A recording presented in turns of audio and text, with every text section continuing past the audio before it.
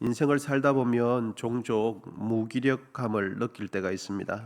항상 에너지가 넘치고 항상 의욕이 넘치는 날만 있는 것이 아니죠. 그럴 때 우리는 왜 마음 먹은 대로 잘 되지 않는가? 나는 왜 열심히 사는데 왜 의기소침하고 무기력에 빠지는가? 왜 나는 자꾸만 넘어지는가? 이런 생각을 스스로 하게 될 때가 있습니다. 세상은 왜 이렇게 힘든가? 인생이 왜 이렇게 힘든가? 이런 생각을 하게 될 때 있죠. 바울은 오늘 그 근원적인 이유를 우리에게 설명해 주는 것 같습니다. 우리가 이 땅에 겪는 모든 좌절, 무기력, 모든 관계의 깨어짐, 그리고 고통과 아픔, 결국은 이 모든 것의 종착지는 죽음과 사망에 이르게 되죠. 죽어야 끝이 나는 거죠.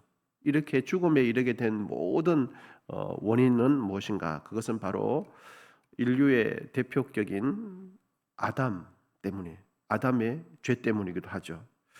에덴 동산에서 아담이 하나님의 말씀을 버리고 불순종했을 때, 그때 그 죄가 아담 자신에게, 한 사람에게서 끝이 난 게 아니고 그 아담의 죄가 세상 속으로 쑥 들어오게 된 거죠. 그 이후부터 지금까지 이 세상은 그 죄가 왕노릇하고 있다고 성경은 가르쳐 주고 있습니다. 그리고 그 죄를 타고 사망과 죽음이 들어오게 되었다 하는 것입니다. 여러분 12절 한번 보십시오. 그러므로 한 사람으로 말미암아 죄가 세상에 들어오고 죄로 말미암아 사망이 들어왔나니. 이 한 사람은 누구를 이야기하는 겁니까? 에덴 동산에 있었던 그 아담과 하와, 그리고 그 죄가 세상에 들어왔고 죄로 인하여 그 죄를 타고 사망이 이 세상에 들어왔다라고 말씀하고 있습니다. 여러분, 그리고 이제 14절 한번 보시면 이렇습니다. 그러나 아담으로부터 모세까지 아담의 범죄와 같은 죄를 짓지 아니한 자들까지, 아담과 동일한 행위를 하지 않은 자들까지 아담의 죄로 인하여 사망이 세상에 들어와서 사망이 이 세상에서 왕노릇하게 되었다 하는, 사망이 왕노릇하게 되었다. 여러분, 이 표현 어떻습니까? 사망이 왕노릇한 세상. 이 말만 들으면 마치 세상을 너무 비관적으로, 너무 부정적으로 보는 듯한 뉘앙스를 이렇게 주고 있습니다. 세상을 긍정적으로 살아야 되지 세상을 부정적으로 그렇게 아주 극단적으로 관점으로 보면 되겠는가, 이런 생각이 들죠. 세상이 왕노릇, 사망이 왕노릇하는 이 세상, 너무너무 부정적인 관점인 것처럼 보입니다. 그러나 여러분, 부정적인 관점인 것처럼 보이는 것이 아니라 실제로 이 세상은 사망이 왕노릇하는 것이 이 세상입니다. 그걸 어떻게 설명할 수 있는가? 이 세상에 있는 모든 생명체는 결국은 죽음과 사망이라는 것에 이르게 되죠. 만일 그 어떤 생명체가 있는데 그 생명체가 사망을 이긴다면, 죽음을 이긴다면 그 생명체는 영원히 존재해야 사망과 죽음을 이기는 것 되죠. 그런데 이 세상에 있는 모든 생명체는 발생과 성장과 또 정점에 이르러서 결국은 쇠퇴를 경험하고 결국은 죽음에 이르게 되는 거죠. 그러므로 이 세상에 있는 모든 생명은 그 어떤 것도 사망을 이기지 못해요. 그 어떤 것도 죽음을 이기지 못해요. 아담의 범죄 이후 본문 14절이 선언하고 있는 것처럼 이 세상은 사망이 지금 왕노릇하고 있는 거죠. 사람도 마찬가지죠. 사람이 이렇게 부모님의 사랑 가운데 출생을 하고 또 성장을 하고 또 생물학적으로 32세, 35세 전후로 정점을 이르게 되면 그 이후부터는 1년에 1%씩 모든 근육이 다 1%씩 1년에 감소하게 되죠. 신경도 조금씩 둔화되기도 하고, 그래서 결국은 우리는 잘 모르지만 어느 때는 이 세상을 떠나게 되는 거죠. 그래서 그 누구도 사망의 권세를 이기는 자는 이 세상에 아무도 없어요. 어떤 생명도 없는 거죠. 그 사망 앞에서, 죽음이라는 사망 앞에서 대항해서 이길 수 있는 자는 아무도 없는 거죠. 그런데 여러분, 복음의 위대함은 바로 여기 있어요. 하나님은 첫사람 아담이 실패한 그 자리에 또 다른 한 분을 주시는데 그분이 누구냐? 예수 그리스도세요. 그 예수님은 아무도 이기지 못하는 죽음과 사망을 이기시는 분이 예수님이세요. 이것이 복음의 위대함이죠. 본문에서 바울은 첫사람 아담과 마지막 아담이 되는 예수 그리스도를 대조를 하는데 이 대조는 동등한 대조가 아니라 뒤에 마지막 아담이 되시는 그 예수님께서 월등히 영향력이 세다는 것을 가르쳐 줍니다. 그래서 더욱 넘쳤느니라 이런 표현을 쓰고 있습니다. 여러분 본문 15절인데 한번 천천히 이제 읽어보시겠습니다. 본문 15절입니다. 시작. 그러나 이 언사는 그 범죄와 같지 아니하니 곧 한 사람의 범죄를 인하여 많은 사람이 죽었은즉 더욱 하나님의 은혜와 또한 한 사람 예수 그리스도의 은혜로 말미암은 선물은 많은 사람에게 넘쳤느니라. 아멘. 이것이 복음의 위대함입니다. 이것이 성경이 가르쳐주는 생명의 길이죠. 최초의 사람 아담 한 사람이 지은 죄의 파괴력은 정말 엄청났죠. 한 사람으로 끝나지 않았습니다. 그 아담의 후손으로 태어날 모든 인류에게 아담이 지은 행위와 똑같은 죄의 결과를 타고날 때부터 그대로 가지고 있었던 거죠. 하지만 하나님의 본체 되시는 성자 예수님의 죽으심과 부활하심의 그 영향력은 아담이 범죄로 인하여 파괴력을 가져왔던 그 죽음의 결과보다 훨씬 더 영향력이 컸다 하는 것입니다. 아담이 저지른 죄의 치사량과는 비교조차 할 수 없을 만큼 그 은혜의 양은 더욱더 압도적이었다 하는 것입니다. 아담의 범죄는 인간이 자초한 범죄의 결과지만 하나님의 아들 예수 그리스도 그 십자가의 죽음과 부활하심은 하나님의 전적인 선물이다 하는 것입니다. 아담이 퍼뜨린 죄의 영향력이 아무리 치명적이다 할지라도 예수 그리스도께서 십자가 위에서 쏟으신 그 은혜는 최초의 사람 아담이 지은 그 죄의 영향력을 그 독을 다 지우고도 넉넉히 이기는 은혜의 양이다 하는 것입니다. 이것이 우리가 15절 읽었는데 15절 중간에 보면 더욱 넘쳤느니라 이렇게 우리가 정리할 수 있겠습니다. 하나님의 은혜와 하나님의 사랑과 긍휼은 아담이 지은 죄의 치사량보다 더욱 넘쳤다. 더욱 더 영향력이 크다 하는 것입니다. 우리는 늘 죄에서 넘어지고 또 실수하고 또 바르게 산다고 노력하지만 돌아보면 허물이 많은 것이 우리 자신 아니겠습니까? 그래서 우리 자신이 실수한 허물을 보면 정말 주홍같이 붉고 희망이 없을 때가 참 많아요. 다른 사람을 떠나서 내가 내 자신의 걸어온 길을 바라보면 희망이 없을 때가 많아요. 그런데 여러분 바로 그때 우리가 잊지 말아야 할 것이 딱 하나 있습니다. 그것은 내가 지은 죄보다 하나님의 은혜가 더 크다는 것을 잊어서는 안 돼요.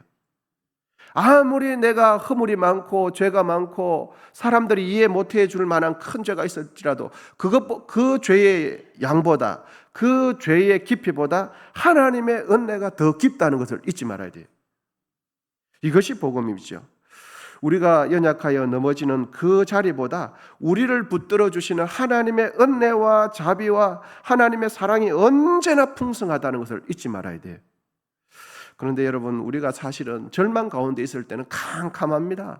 아무것도 보이지 않아요. 아무런 희망이 없는 것처럼 보여요. 어제까지만 해도 그렇게 즐겁다가 어떤 큰 절망적인 소식을 들어보면 하루아침에 이 세상 내가 바라보는 모든 시선이 캄캄해요. 희망이 나고는 아무것도 안 보이는 것처럼 보이죠.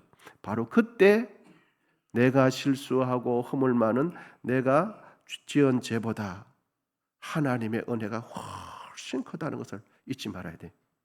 만약에 그것을 잊어버린다면 복음을 잊어버리는 것 같고 생명이 안 보여요. 하나님이 안 보이는 거죠. 여러분 우리는 항상 죄가 우리의 속에 있어서 항상 무엇을 보든지 부정적으로 볼 때가 참 많습니다. 그래서 내가 내 자신을 볼 때도 정확하게 본다고 함에도 불구하고 은혜의 관점이 아니라 하나님의 관점이 아니라 부정적인 관점, 안 되는 관점으로 볼 때가 참 많죠. 바로 그때 우리가 잊지 말아야 할 것은 하나님의 은혜가 더 크다는 거예요. 나를 붙들어 주는 것은 나의 지식과 나의 경험이 아니라 하나님의 은혜와 자비와 긍휼이 넘어져 있는 나의 그 다리를 붙잡고 있다는 것을 꼭 잊지 마시기를 축원드립니다. 미국의 역사를 바꾼 아브라함 링컨 대통령 잘 아실 것입니다. 그가 노예 해방을 선언했죠. 1863년 1월 1일을 기한으로 공식적으로 노예 제도가 폐지가 되었습니다. 그런데 노예 제도가 공식적으로 법으로 폐지가 됐음에도 불구하고 남부의 그 깊은 산속에 있는 도시에는 여전히 노예 시장이 열리고 있었어요. 노예 시장 제도가 폐지가 됐는데 그 법의 영향력이 미치지 않아서 시골에 있는 남부에 있는 도시는 실제적으로 노예 시장이 열리고 있었습니다. 노예 해방 선언 이후 무려 2년 반 동안 법은 폐지가 됐는데 해오던 갈래대로 노예 시장이 2년 반 동안 지속이 된 거죠. 그 사이에 실제적으로 있었던 일입니다. 차가운 경매장 단상 위에 어린 흑인 여성 한 명이 단상 위에 올라가서 경매되고 있었어요. 사방에서 몰려든 백인 남성들이 거친 목소리로 그 흑인 여성의 몸값을 측정하기 시작했습니다. 그때 한참 경매가 이루어지고 있을 때 그때 경매장 뒤에서 한 신사가 걸어오더니 그는 점잖으면서도 단호한 목소리로 당시로서는 상상도 할 수 없는 그 금액으로 그 흑인 여성 아이를 경매를 했어요. 그러니까 상상도 못할 최고가를 이제 제시하니까 그 신사가 낙찰이 된 겁니다. 결국 그 흑인 여성은 그 신사에게 이제 낙찰이 되고 팔리게 됐습니다.